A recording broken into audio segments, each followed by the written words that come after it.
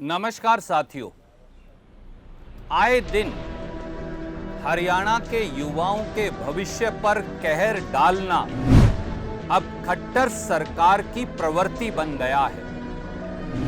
आए दिन paper leak कांड पर पर्दा डालना अब खट्टर सरकार का चरित्र बन गया है और खट्टर सरकार का एचएसएससी अब सही मायनों में एच से हेराफेरी, एस से साठगांठ सर्विस कमीशन बन गया है। 7 महीने में 2 बार कॉमन एलिजिबिलिटी टेस्ट का रिजल्ट निकाला गया।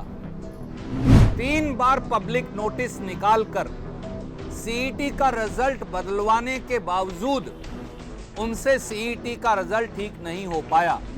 4 अगस्त 2023 को हाई कोर्ट की एकल बेंच ने उस रिजल्ट को खारिज कर दिया।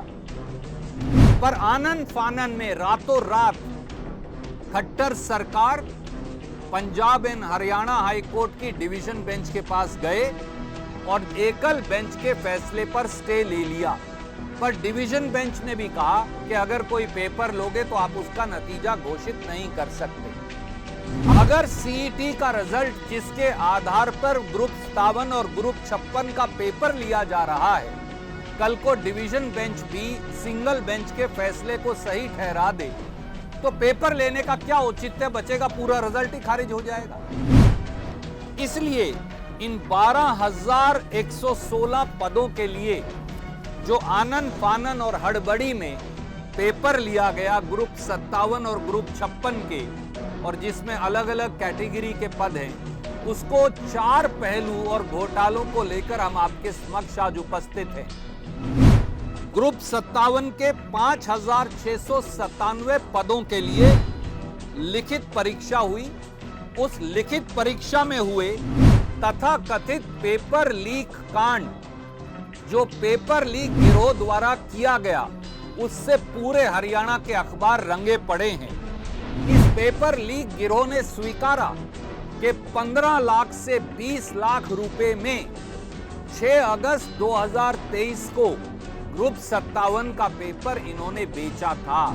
ग्रुप 56 के पेपर में पिछले दिन हुए ग्रुप 57 के पेपर यानी 6 अगस्त 2023 को जो पेपर हुआ, 100 में से 41 सवाल 7 अगस्त 2023 को रिपीट हो गए।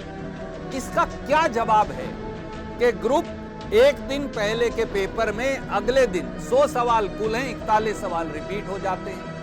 ये पेपर लीक माफिया का और पेपर लीक गिरोह का पेपर लीक करने का सबसे नायाब तरीका है।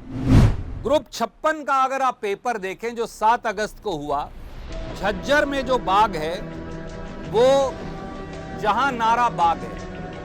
अब जहांनारा बाग का नाम बदल के क्या रखा, सवाल इतना ही है।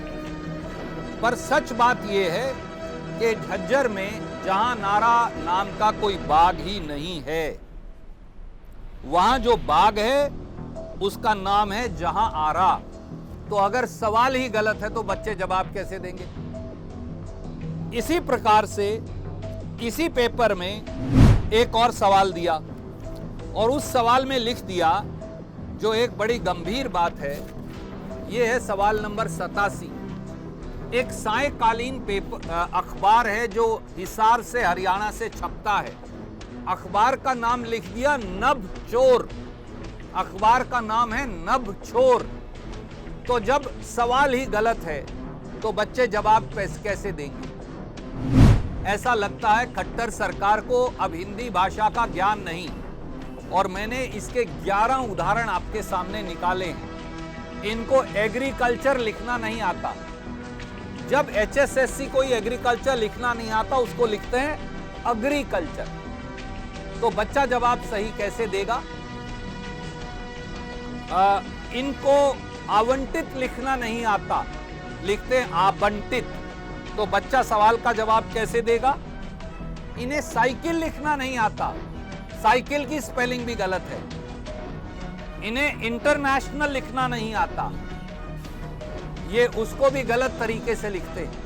अगर इतनी गलतियां हैं, खट्टर साहब आपको दुष्यंत चौटाला को चेयरमैन एचएसएससी को जब हिंदी आती ही नहीं तो बच्चे ये पेपर पास कैसे करेंगे?